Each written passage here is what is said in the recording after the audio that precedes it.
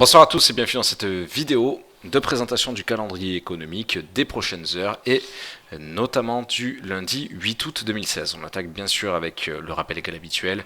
XTB France informe les participants que la présentation à venir et les informations qui vont être dispensées ne constituent pas en aucune manière une sollicitation ou une incitation à acheter ou vendre des produits financiers. Alors, avant toute chose, je souhaite préciser que pour la séance de lundi 8 août, nous n'aurons pas véritablement de grandes publications économiques pouvant réellement accélérer les différentes tendances sur tel ou tel marché. En effet, il n'y aura aucune publication majeure, si ce n'est, pourquoi pas, la production industrielle allemande pour le mois de juin diffusée à 8 heures, mais cet indicateur est naturellement de moyenne, voire de faible importance.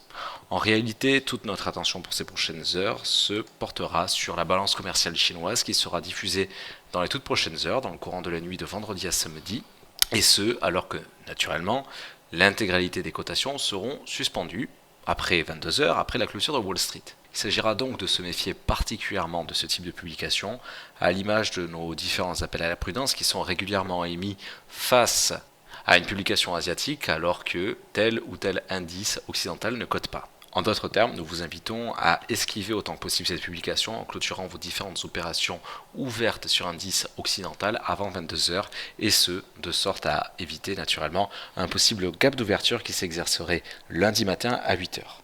Naturellement, ce propos que l'on retrouve tous les vendredis après-midi est également appuyé par le flux d'actualité traditionnel que nous connaissons ces derniers temps et qui est, c'est le moins qu'on puisse dire, particulièrement chargé et inquiétant.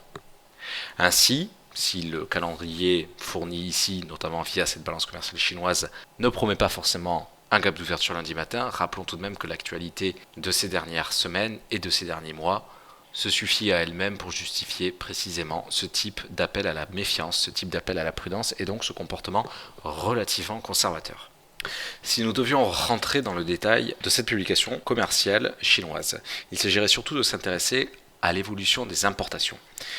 Et pour cause, la Chine étant l'un des grands moteurs de la croissance mondiale, un recul net de ses importations en rythme annuel, et en l'occurrence de 7% entre juillet 2015 et juillet 2016 comme l'attend le marché, eh bien un tel recul appuierait les craintes de ralentissement de la croissance mondiale, puisque l'un de ces moteurs serait notamment en panne face à l'importation massive des différentes matières premières nécessaires à alimenter son industrie, notamment distinguée via d'autres publications comme le PMI manufacturier national. En d'autres termes, le contexte général devrait rester relativement morose en cas de respect de ce consensus avec un recul des importations de 7%.